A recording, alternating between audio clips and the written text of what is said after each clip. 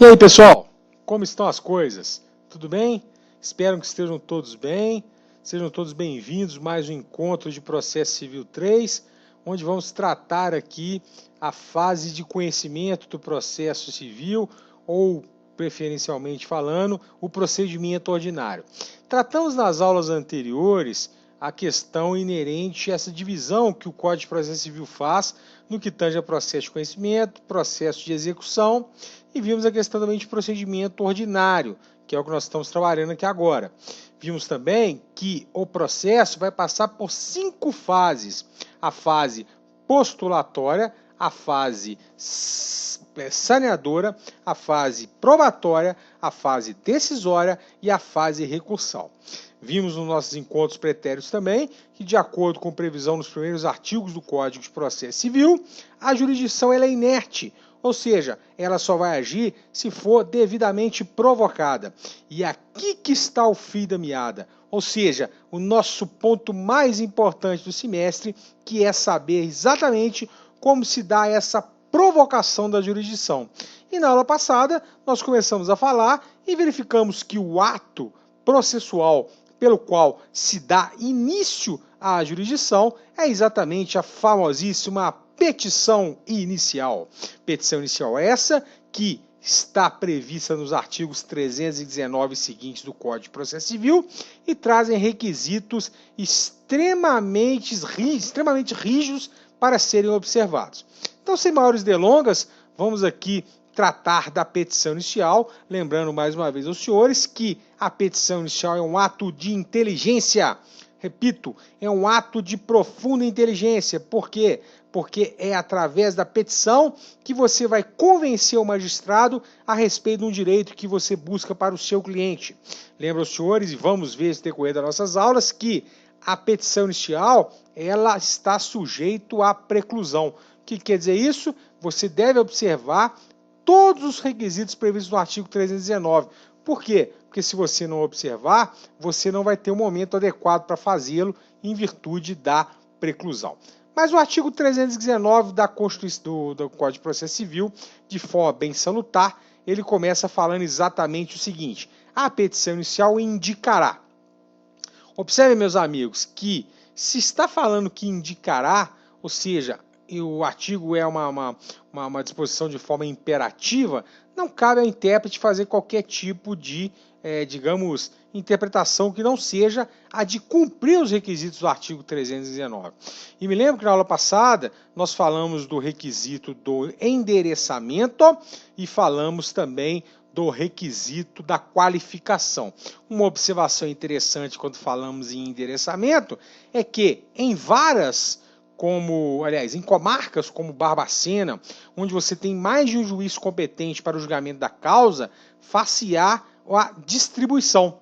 E aí que é interessante, porque ao fazer essa petição inicial, então, você vai direcionar ao juízo de direito da comarca de Barbacena, mas não ao juiz da primeira, segunda ou terceira vara civil, já que o sistema que vai sortear e verificar qual é o juiz competente para o julgamento da causa. Por isso que a gente coloca lá: excelentíssimo senhor doutor juiz da vara civil da comarca de Barbacena.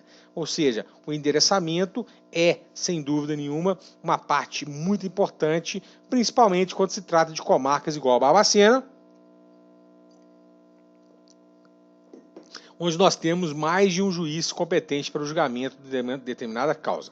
Pois bem, o terceiro requisito da petição inicial que a gente traz para trabalhar com os senhores aqui, no inciso 3, é exatamente os fatos e fundamentos jurídicos do pedido. Já observem bem, quando falamos em fatos e fundamentos jurídicos do pedido, estamos falando exatamente na causa de pedir. Estamos falando na razão de ser do processo. Estamos falando no nexo que existe entre o pedido e o efeito jurídico, nexo entre o que existe entre ela e o pedido. Ou seja, é a razão por que se está em juízo e o porquê deve-se atribuir aquele efeito ao fato narrado. E aqui, meu amigo, é o momento para você contar o que aconteceu, para você tentar sensibilizar o juiz, para você tentar convencer o juiz, é o momento para você chorar com o seu cliente, é o momento para você abraçar seu cliente, é um momento único para você contar o que aconteceu, fundamentar onde se encontra o seu direito para que o juiz possa dar prosseguimento ao feito. Observem que eu falei para os senhores já que ao propor a petição inicial, ao inaugurar uma ação judicial através da petição inicial, o processo vai se desenvolver pelo impulso oficial, ou seja, o juiz vai ter que dar o devido andamento ao processo. Mas, se você eventualmente não colocar tudo aquilo que você pretende do Estado juiz na petição inicial, o seu direito está precluso, o seu momento para assim fazê-lo está precluso. Lembrando que preclusão é a perda do direito de exercício de uma faculdade processual pelo seu não exercício no momento oportuno. Então eu até cheguei a comentar com os senhores aulas pretéritas que aquela falsa premissa do seu cliente que vai chegar lá no dia da audiência e falar com o juiz, não vai. Sabe por quê? Porque o momento adequado para ele falar com o juiz é aqui, ó, na petição inicial. Esse é o momento único para eu falar com o juiz. Esse é o momento único para eu chegar até o juiz. Então, é o que me diz o Código de Processo Civil no que tange a fatos e fundamentos jurídicos do pedido. Essa chamada causa petendi, que é a causa de pedir, é a razão de ser de você estar no processo, ela traz para a gente exatamente esse exercício de inteligência. Eu vou passar para vocês nas próximas aulas um modelo de petição inicial para a gente destrinchar, para vocês verem que esse é o momento adequado para você conversar com o juiz. Lembre-se que é o meio adequado para você provocar a jurisdição. E eu estava falando que o seu cliente geralmente tem a falsa premissa que vai chegar lá na audiência e vai conversar com o juiz. Repito, não vai, porque mais uma vez eu insisto em falar para vocês que o momento adequado para você conversar com o juiz é na petição inicial. Então, endereçamento, qualificação, fatos e fundamentos jurídicos do pedido. Aqui nos fatos e fundamentos jurídicos do pedido, você pode fazer tudo o que for necessário para convencer o juiz, mas obviamente você não pode mentir. Por quê? Porque alterar a verdade dos fatos é considerado como litigância de má-fé. Idem para aquele que omite, mente em juízo. Então chama a atenção para os senhores da necessidade de falar a verdade. Mas aqui é o momento para você instruir sua petição inicial com fotografia, com mídias, com jurisprudência, com lei, porque ali é o momento que você tem para convencer o juiz. Tá certo? Esses dias mesmo entrando com uma ação judicial de revisão de alimentos, buscando um aumento da pensão alimentícia para uma cliente, nós fizemos a petição inicial parecer mais até um catálogo, de tanta foto que tinha. Exatamente, pegamos fotos de Facebook e Instagram do elemento, mostrando que ele tinha condições de pagar uma pensão alimentícia um valor maior do que vinha sendo pago, exatamente para quê? Para convencer o juiz daqueles argumentos que nós estávamos trazendo na nossa petição inicial. Então realmente vale muito a pena nos atermos para essa característica interessante que é os fatos e fundamentos jurídicos do pedido. Pode colocar jurisprudência? Pode. Posso colocar foto? Posso. Pode colocar mídia, ou seja, gravação? Pode. O que não pode, obviamente, é mentir. O quarto requisito da petição inicial, trazido no inciso 4, obviamente, é aquele que fala do pedido com suas especificações. Eu não sei se você se lembra que eu falei dias atrás que a petição inicial ela funciona como se fosse uma redação. Introdução, desenvolvimento e conclusão. Então você faz uma introdução, endereçamento, qualificação, você faz um desenvolvimento, que são os fatos e fundamentos jurídicos do pedido, e você faz a conclusão, que é o pedido. Aliás, a jurisprudência do Superior Tribunal de Justiça, ela já vem há muito consolidada, no sentido de que não adianta só pedir, você tem que especificar o que você quer. Vamos dar um exemplo, uma ação de investigação de paternidade. Basta eu colocar assim na conclusão lá, assim requer seja julgado procedente o pedido? Não, você tem que colocar requer seja julgado procedente o pedido para declarar o Rafael pai da criança tal. Sim. Você tem que especificar o que você quer lá no seu pedido. Tanto é que, quando falamos em pedido, o nosso Código de Processo Civil traz para a gente aqui uma profunda e mais complexa, vamos colocar assim, explicação sobre o tema. Observem bem, quando falamos em pedido, a primeira observação que eu volto a fazer para os senhores é que o pedido é a conclusão, é o fecho, a consequência dos fatos e fundamentos jurídicos que foram trazidos no pedido. Agora, olha só, esse pedido, de acordo com o artigo 324 do Código de Processo Civil, há de ser um pedido certo e determinado. Sim, quando você está operando em juízo, está pleiteando algo em juízo, está pretendendo algo em juízo, o seu pedido há de ser certo e determinado. Você tem que fazer um pedido que traga no seu contexto, no seu fecho, o quê? Uma coisa certa e determinada. É o que fala o artigo 224. Requer ser julgado procedente o pedido para condenar o Rafael a pagar R$10.000 de indenização por danos morais. Mas o próprio Código de Processo Civil nos permite outras formas de pedido. O primeiro exemplo que nós temos aqui é o famoso pedido genérico, né? Você, ao fazer a sua petição inicial, você pode fazer o fechamento dela, a conclusão, com um pedido genérico, que é aquele certo quanto à existência, mas ainda não individualizado no que diz respeito à sua quantidade. O exemplo é uma herança, né? Você faz o pedido de uma herança. Você sabe que existe a herança, mas não sabe o que é a herança. Então, nesse caso, você faz um pedido genérico. Idem para quando se tratar de pedidos de obrigação de fazer. Por exemplo, quando você tem um ato a ser praticado pelo réu, você não tem como certificar, você não tem como determinar de plano aquele pedido. Então, a nossa legislação, o nosso ordenamento jurídico, permite a feitura do pedido genérico. Repetindo, certo quanto à existência, certo quanto ao gênero, mas ainda não individualizado no que tange a sua quantidade, tá certo? O pedido genérico, por exemplo, vai acontecer quando você entra pedindo, por exemplo, horas extras. Requer ser julgado procedente o pedido para pagar as horas extras trabalhadas pelo servidor. Você sabe que o servidor trabalhou, você sabe que tem direito a hora extra, mas temos que apurar quantas horas extras esse servidor trabalhou para receber lá perante a prefeitura, no exemplo que eu estou dando aqui, as chamadas horas extras trabalhadas. Bom, ainda existe para a gente um que eu gosto demais, que é o famoso pedido de caráter cominatório. O pedido cominatório é aquele pedido que a gente vai concluir aqui agora, que é um pedido em formato de fixação de multa, ou, se preferirem, a fixação de astrente. Agora, olha só, o pedido cominatório é aquele que traz no seu bojo um pedido de abstenção da prática de um ato, a tolerância à prática de um ato, a prestar ou a entregar determinada coisa. Esse é o objetivo nosso aqui do pedido cominatório. Então, imagina que você está em casa agora assistindo essa aula online e do seu lado tem um vizinho que não para o dia inteiro de bater na parede da sua casa. E mais longe, né? Deu 6 horas, ele vai trabalhar ainda, fica até meia-noite batendo na parede que faz divisa com a sua casa.